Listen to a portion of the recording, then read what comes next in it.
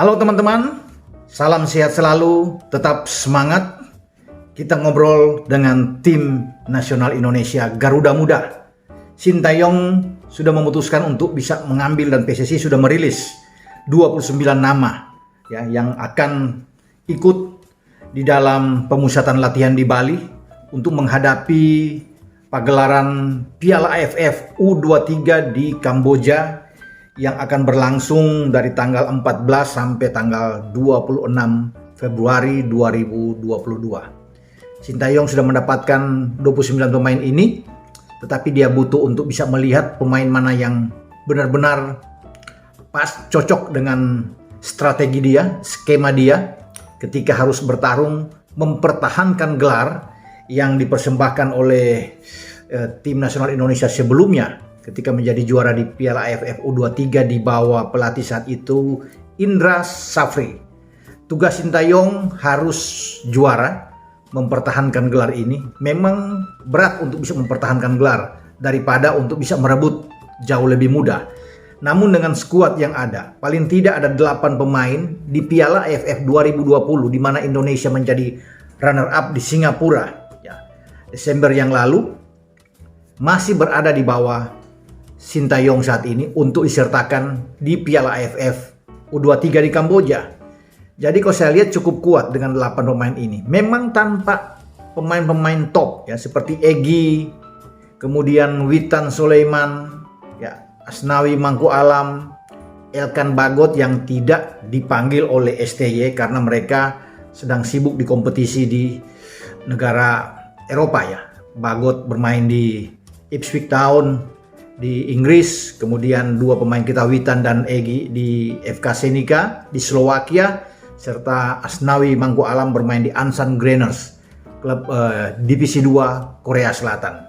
Tapi tanpa 4 pemain tersebut, saya yakin bahwa tim Indonesia masih bisa untuk mempertahankan gelar. Dan tetap semua tim yang ikut dari 11 tim yang mungkin hadir di Piala AFF akan berhitung benar dengan keberadaan tim nasional Indonesia yang mengagetkan tentunya di Piala AFF 2020 ketika bisa melaju ke final sebelum dihentikan oleh Thailand. Nah, siapa 8 pemain yang tetap dipertahankan, dimasukkan oleh Sintayong untuk bisa bergabung dengan pemain-pemain lainnya yang diambil dari U17, dari U19. Nah, mereka diantaranya adalah Muhammad Riyandi, kiper dari Barito Putra ya, masih 22 tahun. Muhammad Riyandi ini tidak mendapatkan jam bermain ya sama sekali ketika dibawa ke AFF 2020. Tentunya dia kalah dengan bersaing dengan Arnando Ari dan juga dengan Nadeo Argewinata. Tapi tetap dia dipanggil dan bukan tidak mungkin dari 3 kiper yang ada di sana dia akan dicoba oleh STY untuk bermain di U23 di Kamboja. Selain Muhammad Riyandi, kemudian ada pemain belakang ya, Alfreana Dewangga, ada Rizky Ridho, kemudian Pratama Arhan, Rahmat Irianto, ya, Sahrian Abimanyu, Ramai Rumakik, dan Hanis Sagara.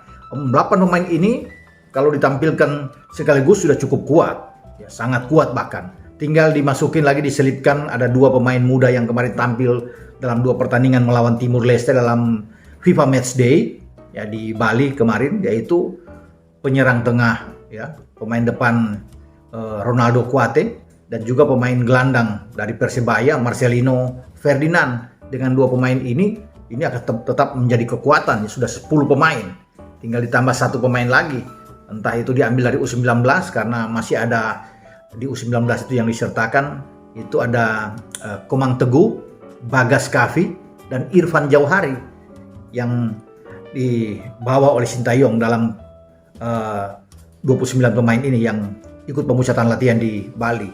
Masih ada nama-nama lain yang bisa disertakan. Masih ada Bayu juga yang bisa bermain di kanan, kemarin ditampilkan dalam pertandingan kedua menghadapi Timor Leste. Jadi opsi bagi Sintayong ini bagus. Dengan pola apapun ini akan jalan skema dia. Mau dengan 4-3-3, 4-2-3-1 ya, ini akan bagus. Bahkan dengan 3 back pun 3-5-2 akan sangat baik. Dengan mencoba mungkin Hanis di depan bersama dengan Ronaldo Kuate.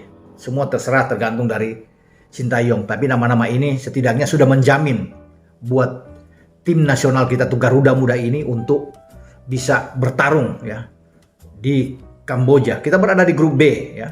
Di sana juga ada Malaysia, ada Myanmar, ada juga Laos ya. Tetapi diuntungkan dalam undian, dalam pembagian untuk jadwal kita, karena kita akan bertanding pertama kali itu melawan Laos pada tanggal 15 Februari ya.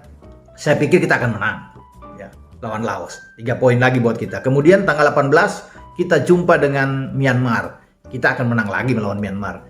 Tinggal kita juga berhitung menghadapi pertandingan terakhir. Ini undian yang sama jadwal ini ketika di Piala AFF kemarin di 2020 yang berlangsung di Singapura, di mana pertandingan terakhir tim nasional kita Garuda Muda ini bertarung di fase grup, yaitu kita berhadapan dengan Malaysia dan kita bisa menang 4-1. Nah, sekarang juga di U23 AFF kita akan bertarung dalam pertandingan yang menentukan melawan Malaysia. Katakan Malaysia menang 2 kali, melawan Laos dan juga dengan Myanmar, ini akan menentukan siapa yang akan menjadi juara grup dan langsung lolos ke semifinal. Dari 3 grup yang terbagi, memang juara-juara grup langsung ke semifinal, dan ada 3 runner up terbaik akan saling berebut untuk 1 tiket bisa melenggang ke babak semifinal. Jadi saya pikir peluang besar ada di tim kita, di tim asuhan STY. Kita akan memulai pemusatan latihan pada tanggal 3 Februari ini sampai pada tanggal 8 kalau tidak salah ya. Karena tanggal 9 semua pemain yang terpilih untuk dibawa ke Kamboja itu harus terbang ke Jakarta. Ya, tentunya akan bertemu dengan Ketua Umum PSSI atau dengan Menpora, saya tidak tahu. Ya, untuk ada yang pelepasan pada tanggal 10 mungkin mereka akan bertolak ke Kamboja.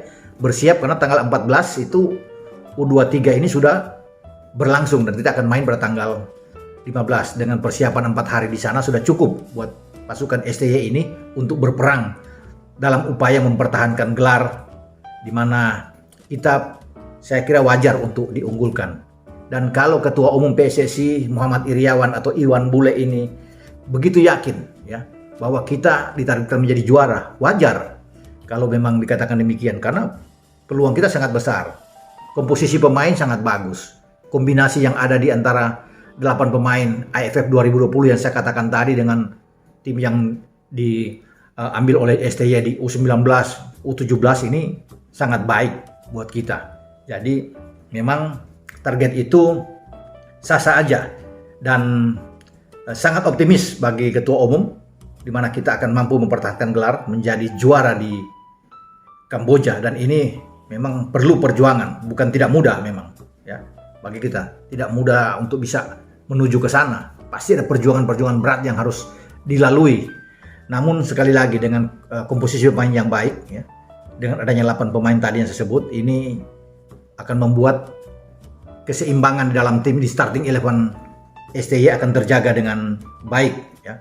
Dan kalau mereka semua bugar, fit benar-benar, tim kita akan sulit untuk dikalahkan.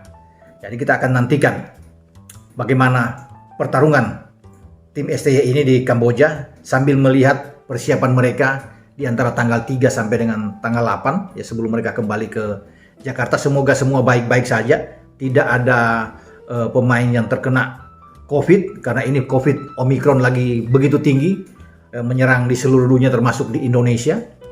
Bahkan di Liga 1 beberapa pertandingan harus ditunda karena banyak pemain yang kena COVID.